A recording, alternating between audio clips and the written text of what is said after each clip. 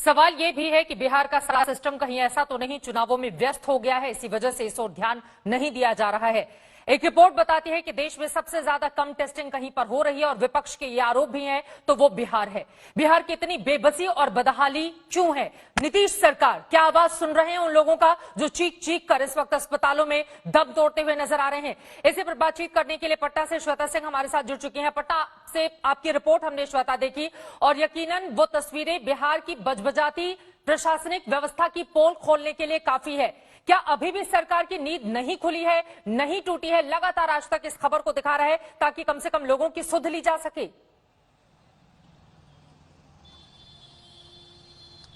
चित्रा, बहुत सारी चीजें सुनने को मिल रही थी। जब मैं यहां पर पहुंची, कई लोगों ने ऐसा बताया कि केमिस्ट के पास लोग जो प्रिस्क्रिप्शन लेकर जा रहे थे कोरोना से जुड़ी हुई दवाइयों के, और केमिस्ट के पूछने पर वो बताते थे कि वो खुद कोरोना पॉजिटिव है, वो वहां तक पहुंचे थे। सवाल सबसे पहले, आप पॉजिटिव हैं, प्रशासन सुध नहीं ले रहा है आपकी, आप अपने घर में पड़े हुए हैं, बाजार में घूम रहे हैं, किसी दूसरे में कोरोना फैला रहे हैं।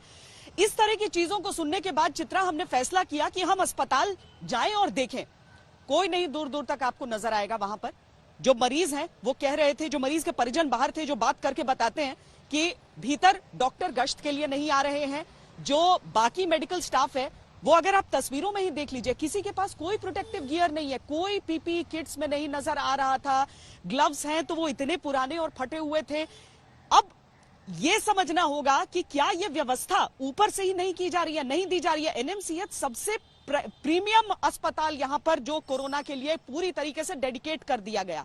कुल 3 सरकारी अस्पताल समूचे बिहार में इतने बड़े लोड के लिए। चित्रा, इस तरह की अगर व्यवस्था है, कल हम वैशाली तक भी गए थे, वहां पर भी हमने देखने की कोशिश की कि टेस्टिंग कैसे हो रही है, कैसे लोगों का इलाज चल रहा है। वहां पर हमें पता चला कि हाँ, टेस्टिंग बढ़ाई गई है, रिहायशी इलाकों में गांव तक मोबाइल वैन्स को ले जाया जा रहा है, लेकिन वो रेड क्रॉस सोसाइटी या फिर यूएनडीपी या डब्ल्यूएचओ की मदद से वो किया जा रहा है। चलिए, किसी की भी मदद से आप कर रहे हैं, लेकिन अगर कोई व्यक्ति कह रहा है कि वो पॉजिटिव होने का उसको इत्तला कर दी गई है और उसे खुद गाड़ी से अपने घर से आना पड़ रहा है एडमिट होने के लिए। जो इमरजेंसी के मरीज को हमने देखा जो अपने हाथों से लेकर जा रहे थे, और चित्रा, उन्हें एडमिट नहीं करते, वहां पर एकदम एडमिट नहीं करते। अगर हमने बीच बचाव नहीं किया होता, हमने वहां पर जाकर हमने जब पूछा कि कौन है, तो सिर्फ गार्ड्स नजर आ रहे थे।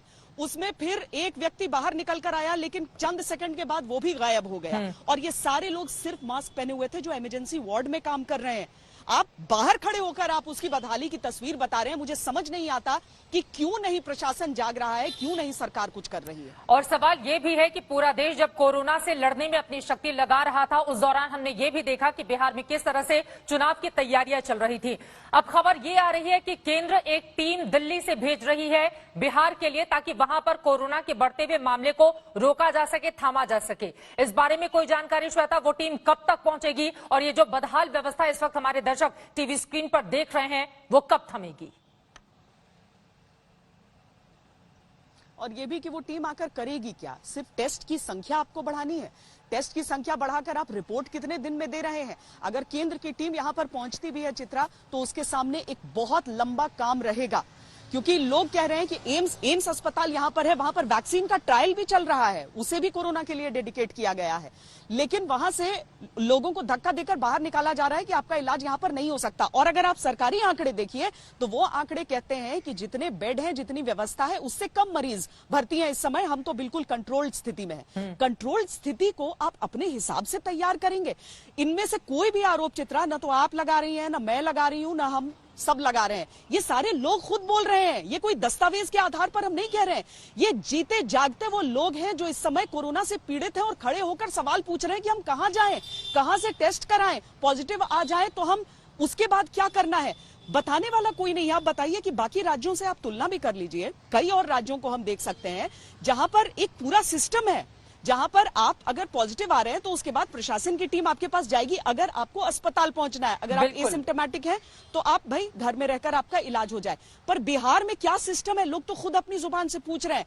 कल की तारीख में किसी को भी हो सकता है। और देखिए, बड़े बड़े लोगों को हुआ है। राजभवन में पहुंचा है कोरोना, बीजेपी के दफ्तर में पहुंचा है कोरोना, यहां पुलिस वालों को हो रहा है। तो उनका इलाज कैसे होगा? आखिर तो सब चपेट में आ रहे हैं। व्यवस्था अभी नहीं तो कब? मुजफ्फरनगर वाले मामले में श्वेता हम सब ने देखा था कि जब हाहाकार मचा हुआ था वहां पर, तब मंगल पांडे जो स्वास्थ्य मंत्री थे वो तमाम जगहों की यात्राएं कर रहे थे। स्वास्थ्य मंत्री अभी कहां हैं? क्या वो स्थिति पर अपनी नजर बनाए हुए हैं या फिर अपने सुकून के लिए कहीं की यात्रा पर निकल गए हैं? उनके बारे में कोई खोज खबर मिल रही है कि नहीं मिल रही है?